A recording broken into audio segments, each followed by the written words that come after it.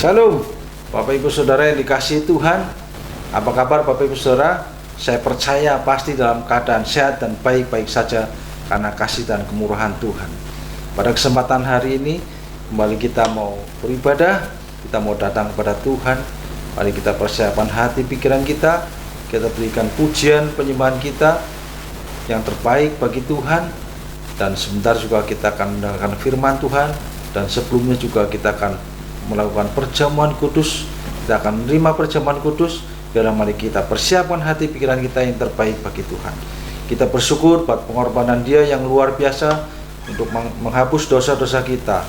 Mari kita mau angkat satu pujian yang berkata, karya terbesar dalam hidupku.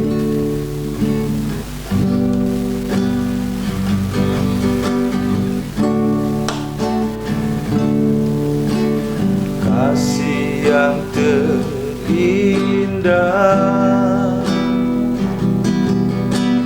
hati yang mulia, hanya ku temukan di dalam-Mu, Yesusku. Pujian dari hatiku selalu di setiap waktuku, tiada pernah berubah kasih-Mu.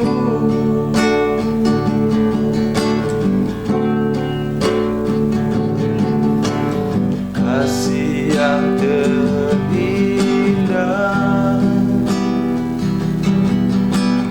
hati yang mulia,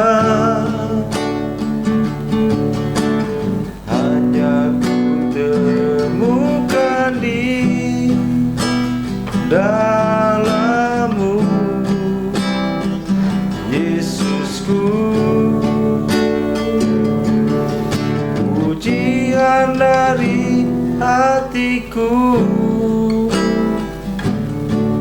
selalu di setiap waktuku, tiada pernah berubah kasih-Mu.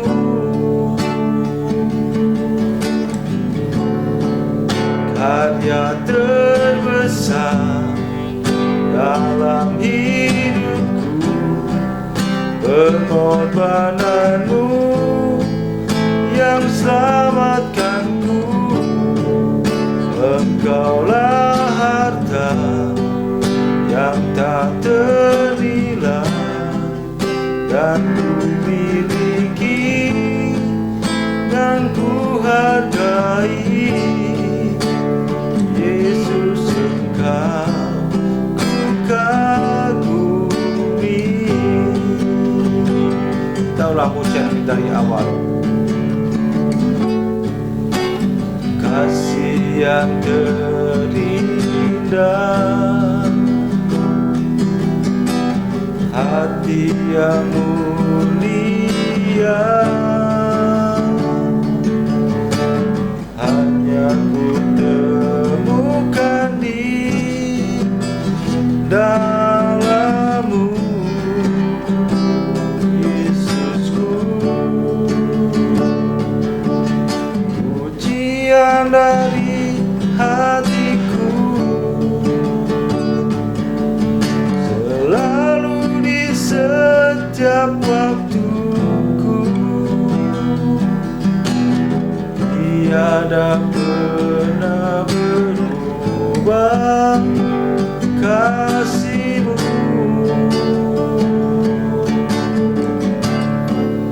Karya terbesar dalam hidupku, pengorbanan-Mu yang selamatkanku.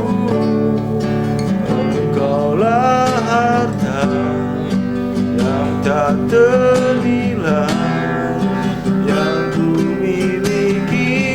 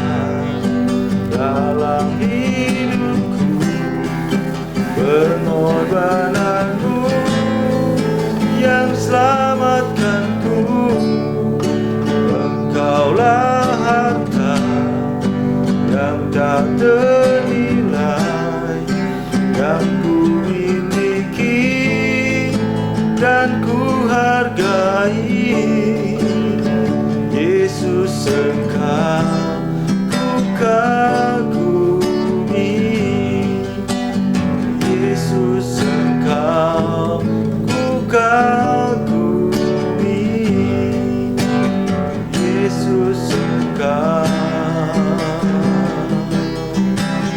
Ku kagumi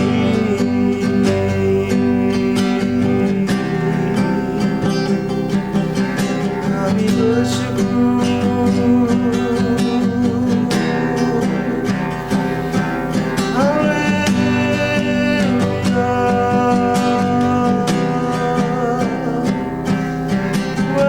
Kebaikan-Mu Tuhan,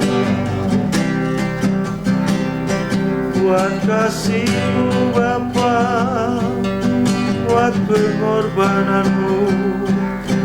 Haleluya.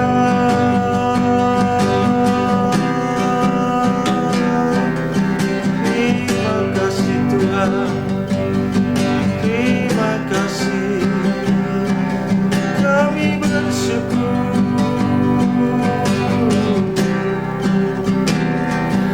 atas kasih setia-Mu dalam hidup kami, Yesus.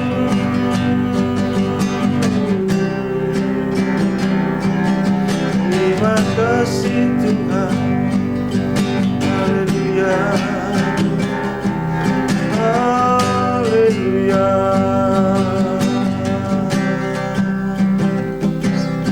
Kau yang layak ditinggikan, Kau yang layak disembah, Yesus.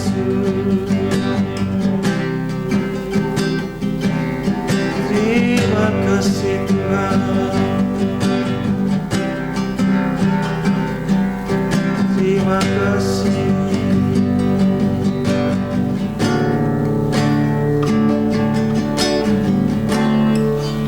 Karya terbesar dalam hidupku, pengorbanan-Mu yang selamatkanku.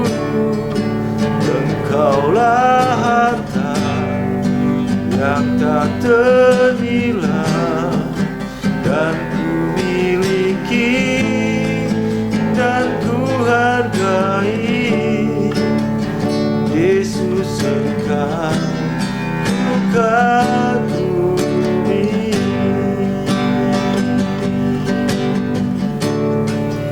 Karya terbesar dalam hidupku, pengorbanan-Mu yang selamatkanku. Engkaulah harta yang tak ternilai yang ku miliki dan ku hargai.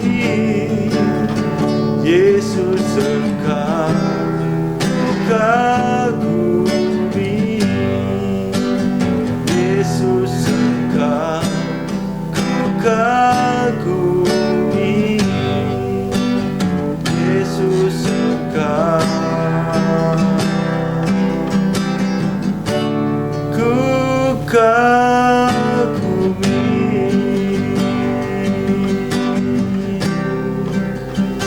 Mari kita satu dalam doa, Bapak Ibu Saudara. Bapak, terima kasih, kami mengucap syukur buat kesempatan pada saat ini. Kalau kami masih boleh memuji, memuliakan-Mu, bahkan sebentar kami akan mendengar firman-Mu, dan juga kami akan menerima tubuh dan darah-Mu Tuhan. Mari urapi hati pikiran kami Tuhan, biarlah kami layak di hadapan-Mu untuk menerima tubuh dan darah-Mu Tuhan. Dan sebentar firman yang disampaikan Tuhan, biarlah firman itu menjadi rema dalam hidup kami, boleh menerobosi hati pikiran kami, sehingga firman itu bertumbuh, berakar dan menghasilkan buah-buah dalam hidup kami Tuhan. Terima kasih Bapa, kami percaya kami bisa menjadi pelaku-pelaku akan firman-Mu, karena Engkau memberi hikmat bagi kami. Terima kasih Tuhan, kami mengucap syukur dan kami siap mendengarkan firman-Mu. Hanya di dalam nama Tuhan Yesus kami berdoa dan bersyukur. Mari yang percaya katakan amin. Bapak Ibu Saudara, mari kita akan mendengarkan firman Tuhan yang akan disampaikan oleh hamba-Nya. Haleluya. Shalom, puji Tuhan saudara. Bertemu kembali dalam anugerah Tuhan yang besar pada saat ini. Kita memperingati kematian Tuhan Yesus di kayu salib, dan kita memperingati juga di dalam perjamuan kudus pada saat ini. Dan oleh anugerahnya, sebelum kita mendengarkan firman Tuhan dan melanjutkan dengan menerima tubuh dan darah Tuhan dalam perjamuan kudus, mari saudara-saudara yang dikasihi Tuhan, terlebih dahulu kita berdoa bersama-sama. Mari kita rendahkan hati di hadapan Tuhan. Allah Roh Kudus yang baik, terima kasih untuk penyertaan-Mu, untuk kasih setia-Mu. Engkau tidak pernah meninggalkan kami, Engkau selalu membawa kami hidup di dalam kebenaran demi kebenaran-Mu. Karena itu urapilah setiap kami dengan roh hikmat dan pewahyuan-Mu, agar firman ini tidak menjadi sebuah pengetahuan, namun menjadi sebuah pewahyuan, menjadi rema dalam hidup kami, sehingga hidup kami selalu ada di dalam rancangan Tuhan yang indah. Urapi setiap kami Tuhan, dan juga persiapkan kami untuk menerima tubuh dan darah-Mu dalam perjamuan kudus, sehingga hidup kami selalu ingat akan cinta kasih Tuhan yang begitu besar buat kami semuanya. Terima kasih, kami terima anugerah-Mu dengan hati bersyukur, di dalam dan demi nama-Mu Tuhan Yesus Kristus. Haleluya. Amin. Puji Tuhan, saudara-saudaraku yang dikasihi oleh Tuhan Yesus. Situasi sekarang ini memang tidak mudah. Kita selalu membutuhkan anugerah demi anugerah dari Tuhan Yesus untuk melewati hari demi hari. Dan peran firman Tuhan begitu sangat vital, sangat penting, karena hanya firman Tuhanlah melalui pertolongan Roh Kudus menjadi suluh, menjadi pegangan, menjadi arahan dalam hidup kita, sehingga hidup kita di situasi sesulit apapun selalu mengalami kemenangan demi kemenangan. Amin. Karena itu pada saat ini, dengan rendah hati mari kita bersama-sama merenungkan kebenaran ini, saudara. Tema kita pada saat ini adalah dua kodrat manusia. Dua kodrat manusia, saudara. Nah, saudara, dalam Matius pasal 22 ayat 37 sampai ayat ke-40 ya, itu berisi tentang dua hukum. Inti dari seluruh hukum Taurat dan kitab para nabi hanyalah dua hukum ini, yaitu yang pertama, yang terutama dan yang pertama adalah kasihlah Tuhan Allahmu dengan segenap hatimu, dengan segenap akal budimu, dengan segenap kekuatanmu. Itu hukum yang terutama dan pertama. Hukum yang kedua adalah kasihlah sesama manusia seperti kamu mengasihi dirimu sendiri. Dalam dua hukum inilah tercakup seluruh inti hukum Taurat dan kitab para nabi. Dan di dalam Yesus Kristus dua hukum ini digenapi. Demikian juga Tuhan rindu agar umatnya, orang-orang percaya, juga bisa melakukan dua hukum yang terutama dan yang pertama dan yang terpenting ini. Namun perhatikan, saudara, dua hukum ini, mengasihi Allah dan mengasihi sesama, ini tidak mampu dipahami, tidak mampu dihayati, apalagi dilakukan sebelum kita bisa memahami dua kodrat manusia ini. Kan itu betapa pentingnya tema dua kodrat manusia ini kita harus renungkan sampai kita mencapai tingkat memahami dan menghayati sedemikian rupa, dan oleh pertolongan Roh Kudus kita melakukannya, sehingga kita bisa melaksanakan dua hukum, yaitu mengasihi Allah dan mengasihi sesama manusia. Karena itu mari kita belajar bersama-sama, saudaraku. Mari rendahkan hati bersama-sama. Kita akan belajar, dan dua kodrat manusia yang saya sebut itu adalah yang pertama. Kodrat manusia yang pertama adalah manusia diciptakan terhubung dengan Sang Pencipta. Sekali lagi, kodrat manusia yang pertama adalah manusia diciptakan terhubung dengan Sang Pencipta. Buktinya adalah dalam Kejadian pasal 2 ayat ke-7. Kejadian pasal 2 ayat ke-7, firman Tuhan berkata, Ketika itulah Tuhan Allah membentuk manusia itu dari debu tanah dan menghembuskan nafas hidup ke dalam hidungnya. Demikianlah manusia itu menjadi makhluk yang hidup.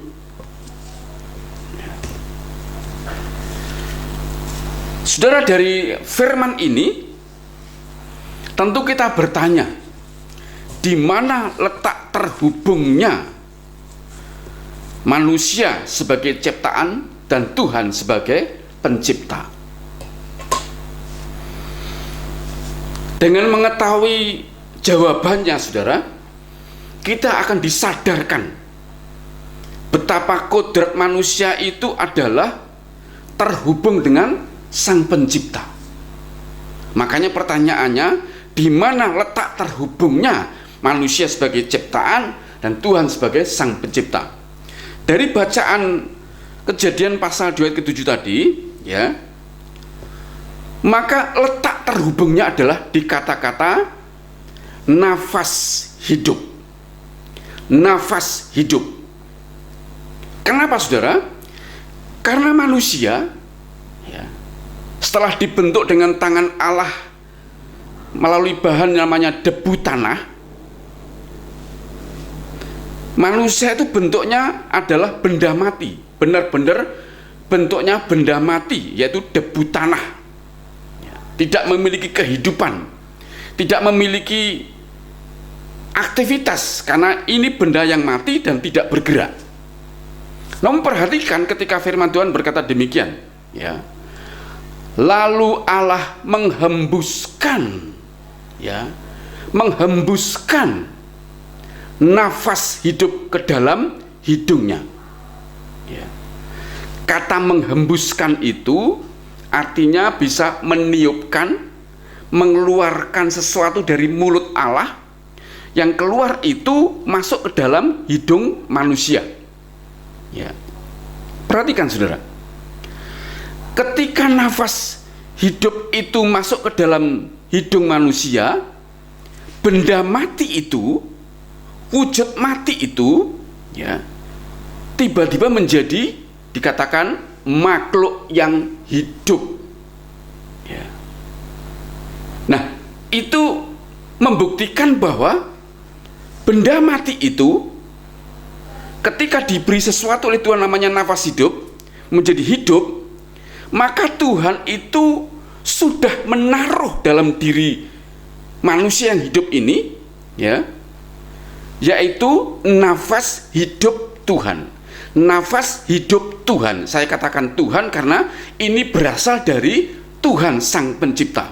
Nah, sejak manusia yang berasal dari debu tanah lalu menjadi hidup itu, ya, karena nafas hidup yang diberikan oleh Tuhan, maka sejak saat itu maka manusia hidupnya tersambung, terhubung dengan pribadi Tuhan. Mengapa, saudara? Karena yang dari Tuhan itu sudah ada dalam diri manusia, ya, sehingga itu membuat manusia selalu terhubung dengan Tuhan, dan itu dirancang Tuhan dengan rancangan kekal. Ya. Jadi selama manusia ada di Taman Eden, tidak jatuh dalam dosa, maka apa yang ditaruh Tuhan dalam diri manusia, dalam diri Adam, yaitu nafas hidup, itu selama-lamanya manusia terhubung dengan pribadi Tuhan. Tidak bisa tidak, saudara. Ya. Karena nafas hidup itu bahasa aslinya adalah, nafas itu dari kata nismat, nismat, atau juga terjemahkan dengan kata-kata ruah, atau disebut juga dengan kata-kata roh. Ya. Nafas itu yaitu nismat, ya, atau ruah atau roh, ya. Sedangkan kata hidup dari kata khayim, khayim, ya, itu artinya kehidupan. Jadi nafas hidup itu artinya, ya, nismat khayim dari bahasa Ibrani artinya adalah roh kehidupan, roh kehidupan, ya. Nah, roh kehidupan inilah yang ditiupkan Allah masuk dalam diri Adam, benda mati itu debu tanah, dan debu tanah ini menjadi hidup. Ya, hidupnya karena nismat hayim, roh kehidupan. Makanya roh kehidupan ditaruh dalam diri manusia. Sejak saat itu ketika menjadi makhluk hidup, manusia terhubung dengan Sang Pencipta senantiasa, selalu dan selama-lamanya dalam konsep Allah di Taman Eden. Nah, saudara, fakta ini menjadi penting sebab dengan menyadari bahwa kodrat yang pertama ini, manusia itu selalu terhubung dengan Tuhan, ya, maka selayaknya kita sebagai manusia, ya, terutama pemahaman hari ini kita sebagai orang percaya yang sudah percaya kepada Yesus Kristus Tuhan kita, ya, maka ada dua hal yang perlu kita lakukan sebagai kodrat yang pertama, ya. Apa itu yang dua itu, saudara? Yang pertama, ya, kita harus terus terhubung dengan Tuhan dengan cara bersekutu dengan pribadi Tuhan setiap hari. Saya ulangi, saudara. Dengan menyadari kodrat manusia itu terhubung dengan Sang Pencipta, ya, dengan Tuhan, maka yang perlu kita lakukan sebagai orang percaya yang pertama adalah kita harus terus-menerus terhubung dengan Tuhan dengan cara kita harus bersekutu secara pribadi dengan pribadi Tuhan setiap hari. Tidak ada pilihan lain, saudara. Di luar ini, di luar kita bersekutu dengan Tuhan setiap hari, di luar itu, ya, kita adalah pribadi yang malang. Kita pribadi yang tidak bahagia, ya. Kita menjadi pribadi yang benar-benar terpisah dari Allah. Jadi tidak mau tidak mau, saudara,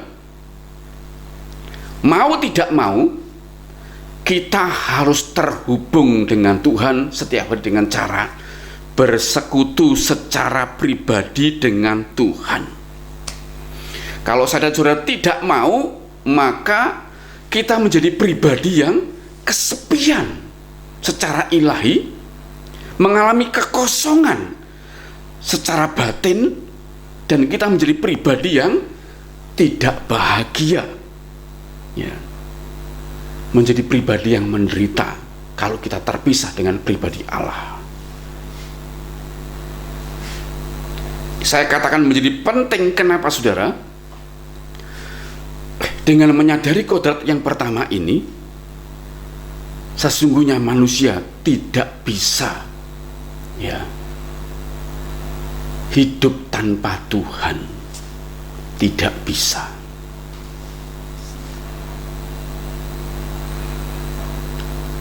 Manusia akan mengalami kekosongan batin yang luar biasa. Akan mengalami kekosongan yang di dalam itu akan terasa kosong, ya. Tidak ada damai sejahtera, tidak ada sukacita ilahi. Yang ada adalah perasaan kosong, perasaan sendirian tertinggal dari Allah, perasaan tidak mampu menjalani hidup tanpa Tuhan. Karena itu, saudara, sebagai orang yang sudah diselamatkan Tuhan Yesus, sebagai orang percaya, mau tidak mau, kita tidak punya pilihan selain bersekutu dengan Tuhan setiap hari. Orang di luar sana berkata sembahyang, orang di luar sana juga berkata berdoa. Tapi bersekutu dengan Tuhan itu lebih dari sekedar punya seremonial berdoa dan sembahyang atau beribadah. Itu membutuhkan benar-benar sebuah kerelaan untuk sendirian dengan Tuhan setiap hari, bercakap-cakap, membangun hubungan dengan Tuhan, ya, bercengkrama dengan Tuhan, bergaul dengan Tuhan, intim dengan Tuhan, punya persekutuan yang tiap hari harus ada dengan Tuhan. Bahkan tidak hanya di ruang tertutup di kamar, namun di setiap langkah hidup kita, di setiap detik waktu kita, di setiap tempat dimanapun kita berada, kita harus selalu terhubung dengan Tuhan. Namun memang betul dimulai dari tempat tersembunyi, yaitu di kamar kita atau di tempat tertentu yang kita pilih. Kita membangun setiap hari dengan Tuhan hubungan yang intim. Mau tidak mau, ini kodrat yang harus kita lakukan. Kalau kita melanggarnya, saudara akan merasa pribadi yang benar-benar mengalami kekosongan tanpa pendampingan dari Sang Pencipta. Dan itu artinya kita tidak berbahagia atau menderita. Namun berapa banyak di antara kita sebagai orang percaya yang menyadari hal ini, kodrat penting ini, saudara, kita diciptakan terhubung dengan Sang Pencipta, ya, dan itu hanya bisa dipelihara dengan cara kita bersekutu setiap hari dengan Tuhan. Berapa banyak orang yang menyadarinya, saudara? Tidak banyak, saudara. Kebanyakan orang Kristen hanya puas ketika ada di ruang ibadah gedung gereja. Mereka puas cukup ada dalam ruang ibadah atau ruang doa bersama-sama, ruang persekutuan komsel bersama-sama. Hanya sebatas itu. Namun secara pribadi, manusia dan Tuhan harus bertemu. Berapa banyak? Tidak banyak, saudara. Tidak banyak. Yang banyak adalah orang percaya hanya suka dan puas ada di gedung gereja, dalam ibadah bersama, dalam ruang doa bersama, dalam komsel, ya. Namun tidak punya waktu sendirian dengan Tuhan, bercengkrama, ya, dengan Tuhan. Inilah yang harus kita pahami. Kodrat manusia yang pertama ini, terhubung dengan Tuhan, itu sangat penting untuk dihayati dan dilakukan. Jadi yang kita lakukan yang pertama adalah bersekutu setiap hari dengan pribadi Tuhan. Tidak ada yang lainnya, saudara. Yang kedua yang kita lakukan adalah pentingnya sebuah sikap hidup, yaitu terus menerus bergantung kepada Tuhan. Kenapa? Nafas hidup kita atau roh kehidupan kita itu adalah milik Tuhan, ya. Kalau itu dicabut oleh Tuhan, maka selesailah hidup kita. Kalau tidak ada nafas kehidupan, ya, selesailah hidup kita, ya. Mungkin saudara bertanya, bagaimana dengan orang di luar sana yang tidak percaya kepada Yesus? Ya, saudara yang kasih Tuhan, orang yang tidak percaya kepada Yesus masih bisa beraktivitas, masih bisa hidup. Namun roh yang ada dalam hidup dia, artinya roh kehidupan atau nafas kehidupannya dalam hidup orang-orang di luar Yesus, itu hanyalah nafas saja, alat saja, yaitu alat untuk bernafas, untuk beraktivitas dalam kehidupan sehari-hari. Namun roh mereka itu mati, dalam arti terputus karena dosa. Mereka tidak terhubung dengan pribadi Yesus Kristus. Itu artinya mereka terputus hubungan dengan Tuhan. Kita sebagai orang percaya, waktu kita percaya kepada Yesus Kristus, roh kita lahir baru, ya, dan kita terhubung dengan pribadi Yesus Kristus. Kalau kita sadar ini, maka kita akan menyadari bahwa roh kehidupan kita ini, nafas kehidupan kita ini adalah milik Tuhan Yesus. Kalau milik Tuhan Yesus, berarti betapa kita harus punya sikap bergantung kepada Sang Pemilik roh kehidupan itu, yaitu Yesus Kristus. Sikap bergantung kepada Tuhan itu menjadi sangat penting juga. Kalau yang pertama tadi bersekutu dengan pribadi Tuhan tiap hari, yang kedua bergantung kepada Tuhan dalam setiap langkah gerak hidup kita, ya. Apapun yang kita kerjakan harus punya ketergantungan kepada pribadi Sang Pemilik roh kehidupan dalam hidup kita. Tanpa bersekutu dengan Tuhan dan tanpa punya sikap bergantung terus-menerus pada Tuhan, maka bisa dipastikan, saudara, manusia akan mengalami penderitaan, ya, dan tidak bahagia, ya, serta tidak bisa menikmati berkat yang disediakan oleh Tuhan. Menyambung tadi ada istilah dosa, maka pertanyaannya adalah bagaimana dengan hadirnya dosa dalam hidup manusia di Taman Eden? Ya, saudara, dosa sudah memutus hubungan antara Tuhan dan manusia di Taman Eden. Makanya manusia diusir dari Taman Eden, terpisah dari Allah, terputus hubungan dengan Tuhan. Ya, itu gara-gara dosa, saudara. Maka dalam Perjanjian Lama, orang berdosa dapat terhubung kembali dengan Tuhan jika dia, ya, memiliki kesadaran dan berbalik kepada Tuhan, ya, memiliki kesadaran bahwa ada Tuhan dan berbalik kepada Tuhan. Sedangkan dalam Perjanjian Baru, ya, Tuhan Yesus sudah mati di kayu salib untuk menebus harga dosa kita sebagai manusia dan memulihkan hubungan yang terputus itu. Dan siapa yang percaya kepada Yesus, rohnya itu lahir baru, ya, dan sejak dia lahir baru, maka dia terhubung dengan pribadi Tuhan secara terus-menerus. Apalagi Roh Kudus diberikan kepada kita, berdiam dalam hidup kita, saudara, maka kita ini akan senantiasa terhubung dengan pribadi Yesus Kristus sebagai Tuhan dan Juru Selamat hidup kita. Makanya, saudara, tugas setiap orang percaya, seperti saya katakan tadi di atas, adalah tugas orang percaya adalah satu, bersekutu dengan pribadi Tuhan tiap hari dan bergantung penuh kepada pertolongan Tuhan, ya.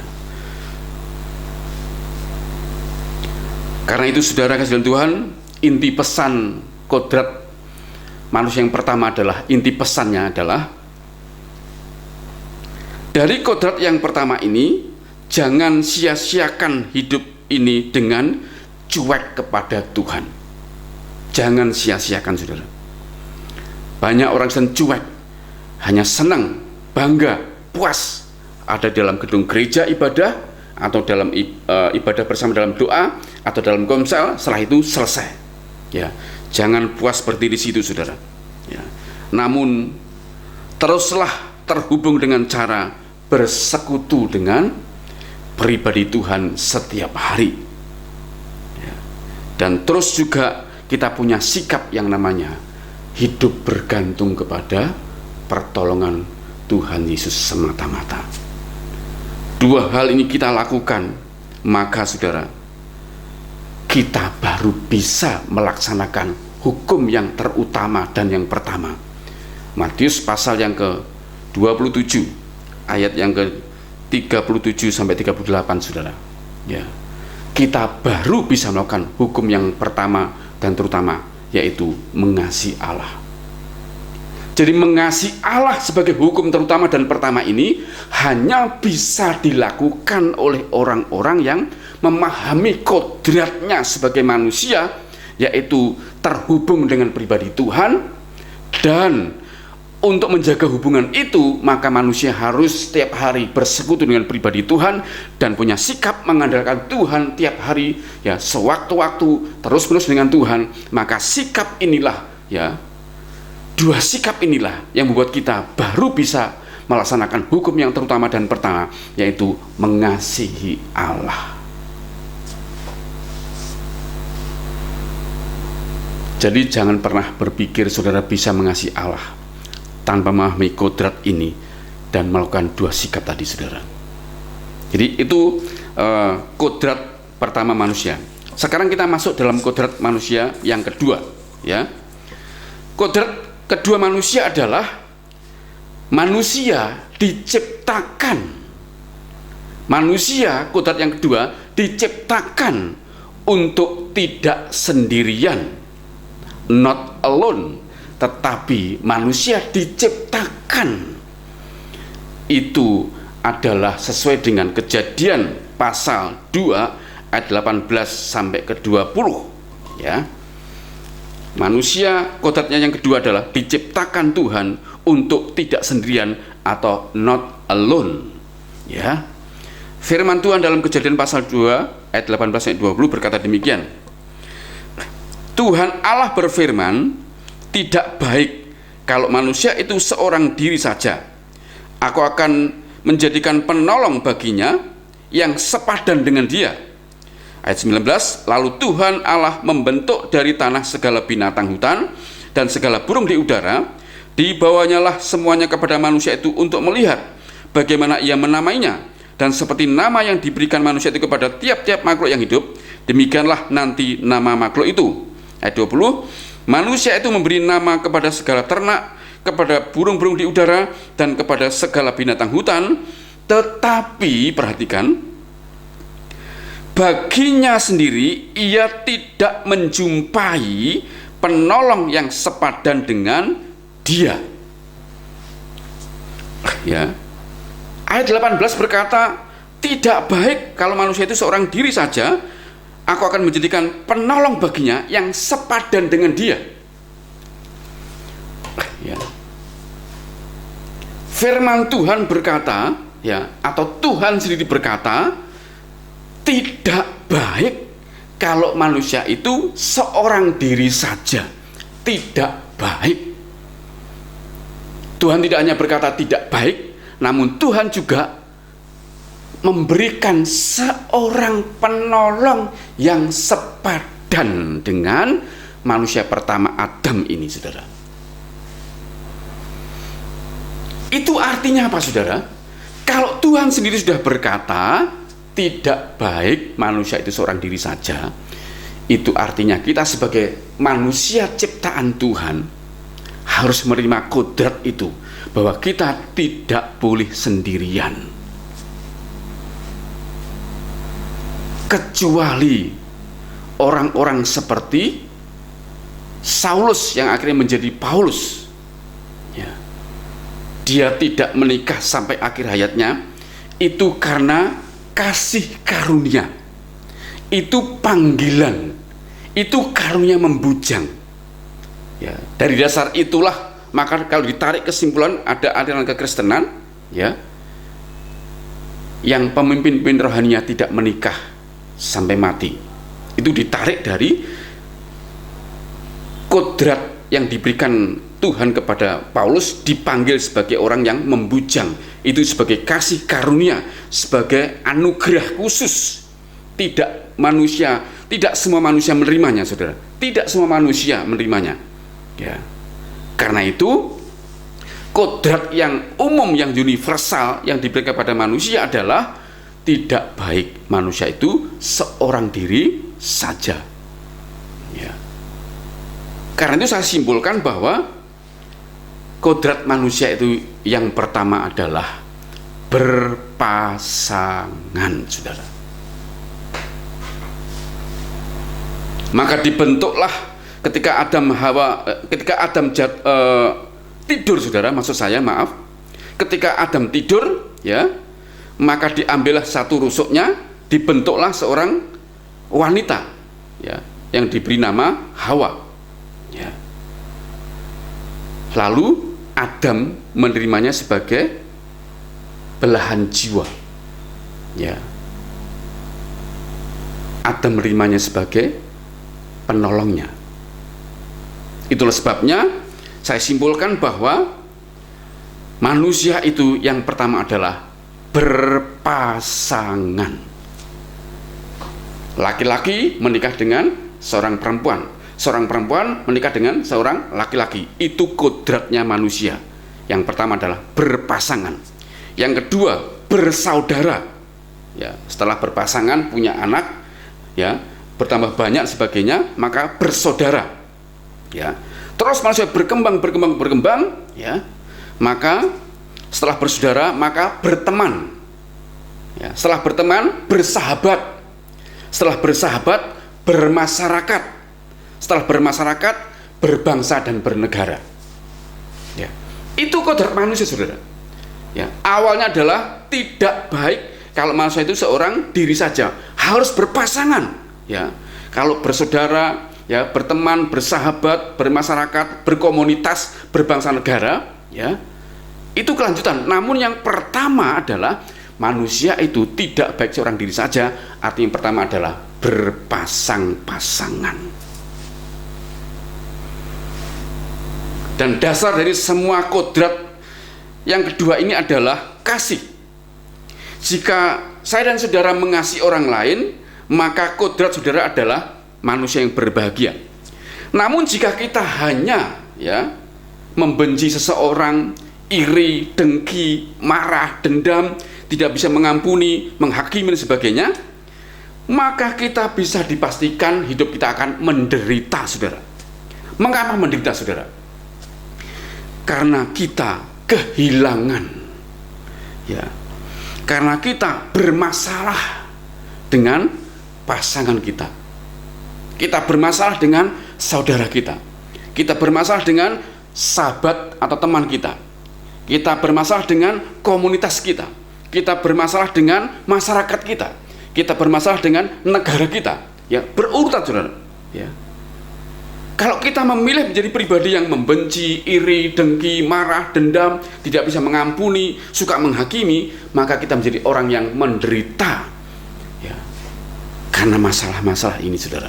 Dari mulai pasangan kita, saudara kita, ya, kemudian teman kita, sahabat kita, komunitas kita, masyarakat kita, negara kita, kita menjadi orang yang menderita.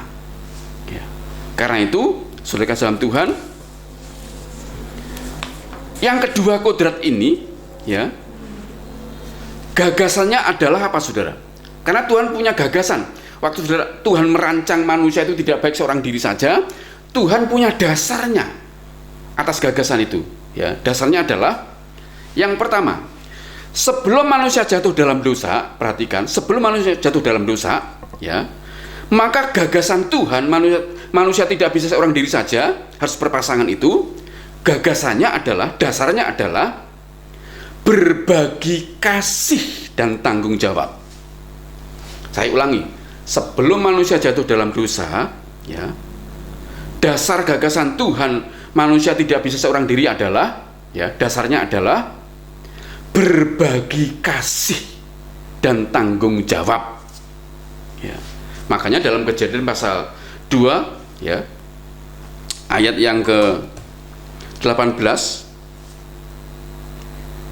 Tuhan Allah berfirman, tidak baik kalau manusia itu seorang diri saja, aku akan menjadikan penolong bagi yang sepadan dengan dia. Penolong yang sepadan dengan dia, ya.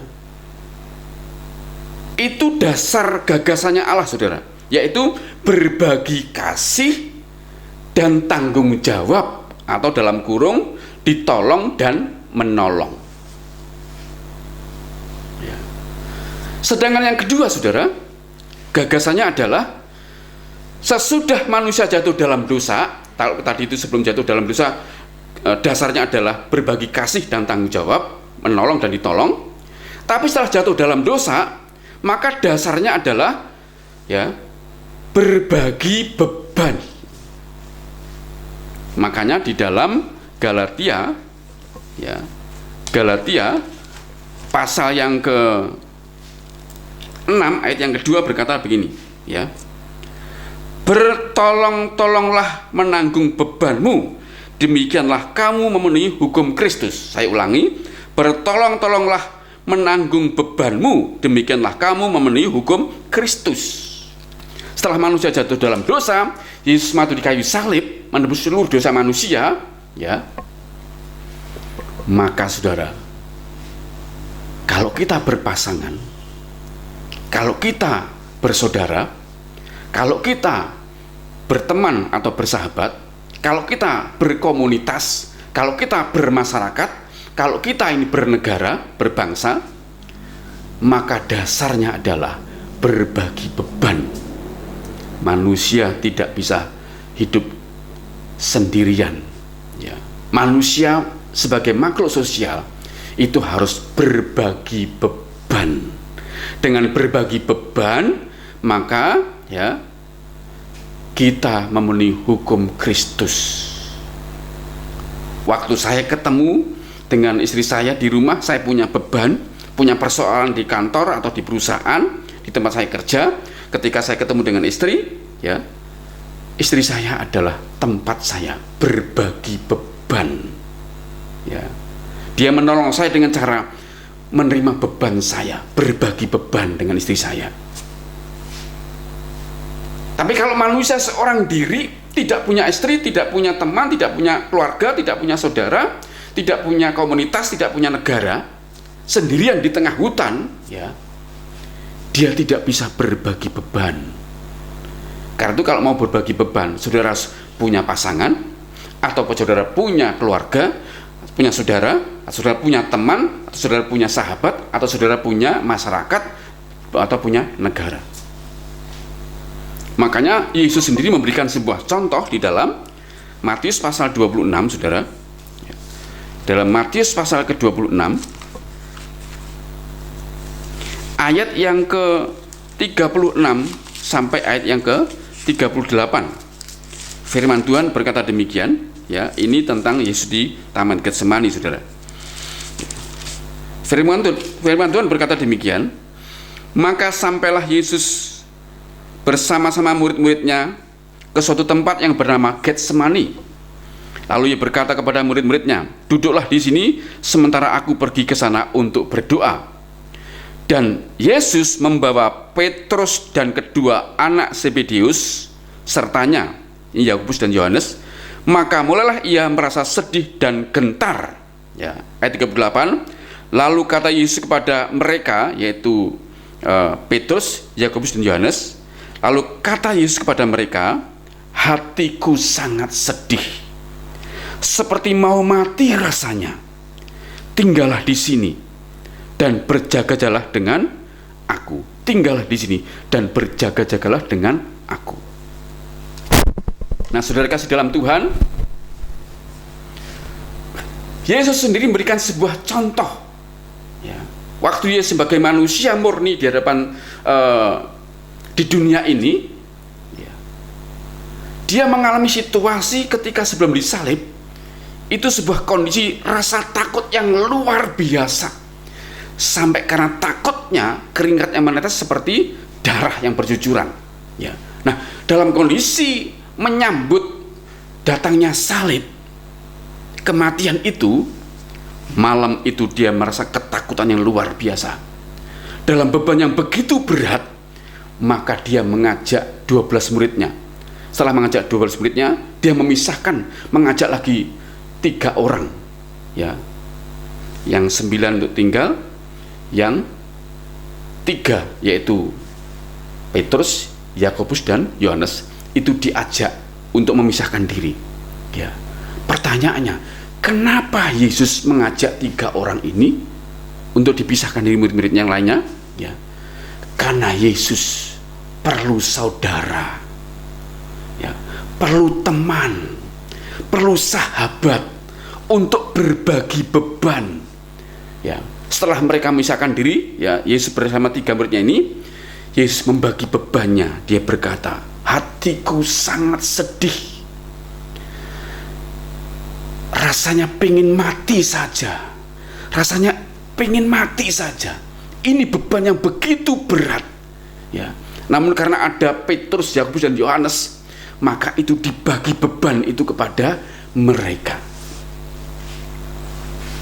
Itulah sebabnya, saudara, manusia tidak bisa alone, tidak bisa sendirian. Dia perlu berpasangan, ya. Dia perlu yang namanya saudara-saudara. Dia perlu namanya teman. Dia perlu namanya sahabat. Dia perlu namanya komunitas. Dia perlu namanya masyarakat atau negara juga, ya. Manusia memerlukan itu semuanya. Dasarnya apa, saudara? Dasarnya adalah berbagi beban. Dengan kita punya pasangan, kita bisa berbagi beban dengan pasangan. Dengan kita punya saudara-saudara, ya, kita bisa berbagi beban dengan saudara-saudara. Dengan kita punya sahabat teman, kita bisa berbagi beban dengan sahabat teman. Dengan punya komunitas, ya, atau komsel misalnya, kita bisa berbagi beban di sana untuk berbagi beban, didoakan oleh mereka. Kita baru bisa menjalani hidup ini, saudara. Karena itu, saudara, mari kodrat yang kedua ini kita hayati betul-betul, bahwa Tuhan sendiri berkata, tidak baik manusia itu seorang diri saja. Dan kalau kita pelajari, ternyata Tuhan mengajarkan kita harus berpasangan. Kita harus punya keluarga, saudara-saudara, teman, sahabat, komunitas, masyarakat, negara. Kita harus menjadi bagian dari itu semuanya, ya. Mungkin saudara bertanya, tapi Yesus kan tidak berpasangan. Ya, Yesus adalah kasih karunia khusus dari Bapa. Yesus dilahirkan bukan karena hasil campur suami istri, dari murni dari Bapa. Ya, dia benih yang kudus. Makanya dalam diri Yesus itu, ya, benar-benar pure murni, tidak ada keinginan untuk berdosa, ya, keinginan untuk nafsu yang berdosa. Dan Yesus ditentukan oleh Bapa. Seperti Paulus, dia tidak menikah karena dia adalah 100% manusia, juga 100% Allah, ya. Namun firman ini ditujukan khusus buat manusia sebagai ciptaan Tuhan, ya. Bukan Yesus sebagai manusia yang berinkarnasi sebagai manusia, bukan, tapi manusia sebagai ciptaan Tuhan yang kodratnya adalah dua. Yang pertama adalah, ya, manusia terhubung dengan Sang Pencipta.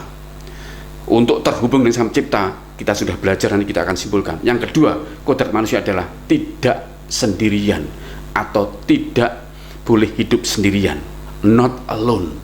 Manusia itu adalah makhluk sosial, dia harus berpasangan dan seterusnya, saudara. Karena itu, saudara, kesimpulannya dari renungan pada saat ini adalah, yang pertama, kodrat manusia itu adalah terhubung dengan pribadi Tuhan, dan cara memelihara hubungan adalah bersekutu setiap hari dengan Tuhan, tidak bisa ditawar, ya. Orang percaya sudah terhubung dengan pribadi Tuhan Yesus karena dosa yang menjadi pemisah antara Tuhan dan manusia sudah dibereskan Tuhan di kayu salib, ya. Dan sebagai tanggapan bahwa manusia terhubung dengan pribadi Tuhan, ya, yang pertama tadi adalah bersekutu dengan pribadi Tuhan. Yang kedua, mengandalkan Tuhan setiap hari. Itu kodrat yang pertama. Kodrat yang kedua adalah manusia diciptakan untuk tidak sendirian, ya, not alone, ya. Manusia diciptakan tidak sendirian, not alone. Karena itu, ya, manusia itu perlu berpasangan.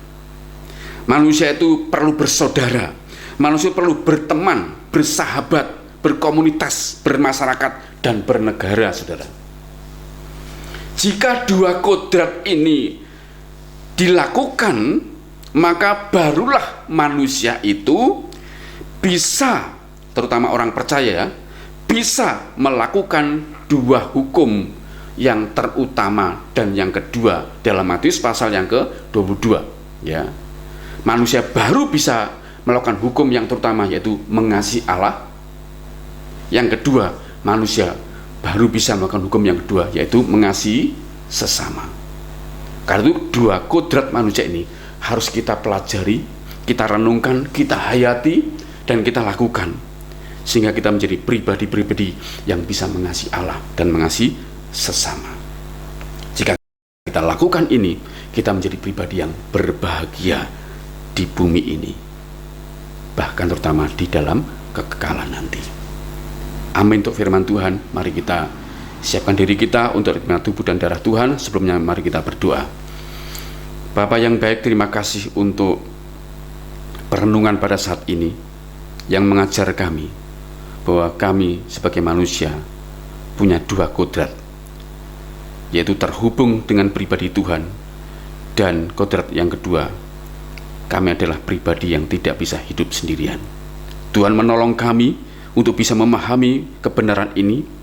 Beri anugerah Roh Kudus agar oleh kemurahan hatimu dan campur tanganmu kami bisa melakukan perenungan ini, sehingga kami pada akhirnya bisa melakukan hukum yang terutama, yaitu mengasihi Allah, dan hukum yang kedua yaitu mengasihi sesama manusia. Karena itu Tuhan, meteraikanlah firman ini, beri anugerah terus menerus.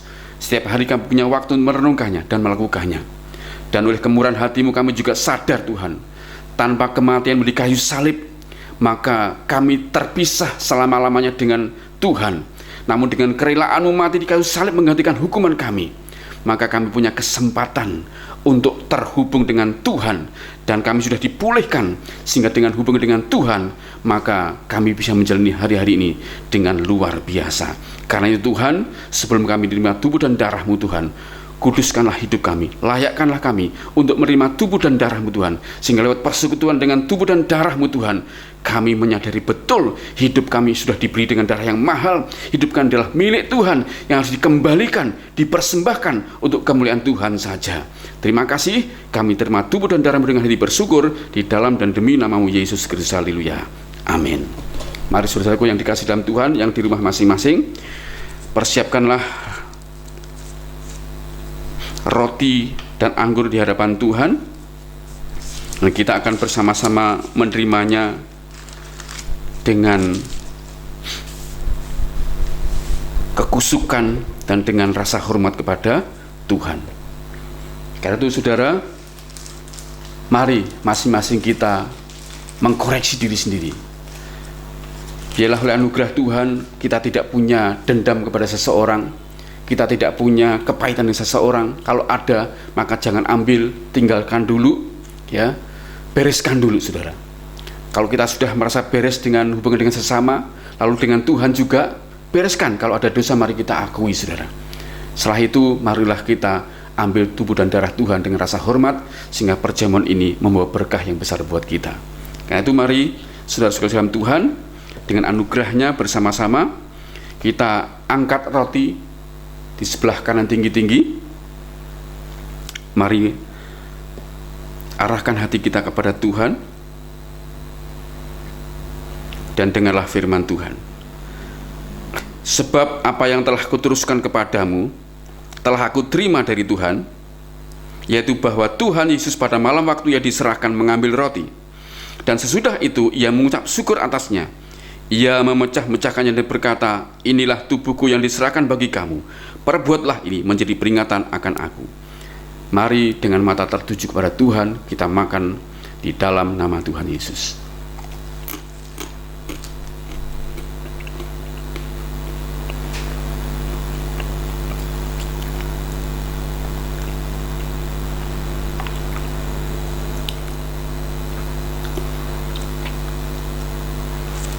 Yang kedua, mari siapkan perjamuan kita, yaitu cawan angkat sebelah kanan tinggi-tinggi. Arahkan hati kepada Tuhan, dan inilah firman Tuhan. Demikian juga Yesus mengambil cawan sesudah makan lalu berkata, cawan ini adalah perjanjian baru yang dimeteraikan oleh darahku. Perbuatlah ini setiap kali kamu meminumnya menjadi peringatan akan aku. Mari kita minum sambil mengingat pengorbanan Tuhan di dalam nama Yesus.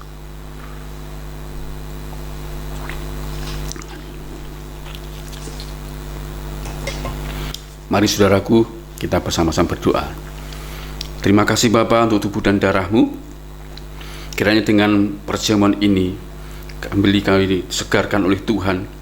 Kami mengingat cinta kasih-Mu besar kepada kami Tuhan. Terima kasih Bapa. Oleh anugerah-Mu kami sudah menerima kebenaran firman-Mu. Kami juga menerima tubuh dan darah-Mu Tuhan. Kami berdoa untuk saat ini bagi anak-anak-Mu yang sedang sakit.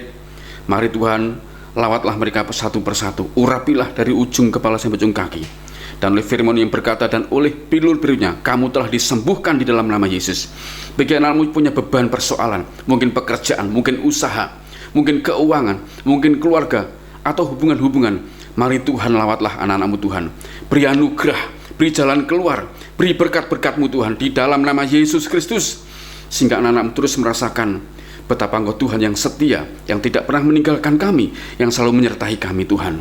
Terima kasih Bapa, terima kasih Tuhan Yesus. Di dalam dan demi nama-Mu Tuhan Yesus kami sudah berdoa dan mengucap syukur. Haleluya. Amin. Puji Tuhan, saudara-saudara yang dikasihi Tuhan, oleh kemurahan-Nya kita akan bertemu kembali minggu depan. Kiranya saya dan saudara selalu mendapat anugerah, yaitu sehat dan baik-baik saja. Karena itu, sampai berjumpa kembali. Shalom.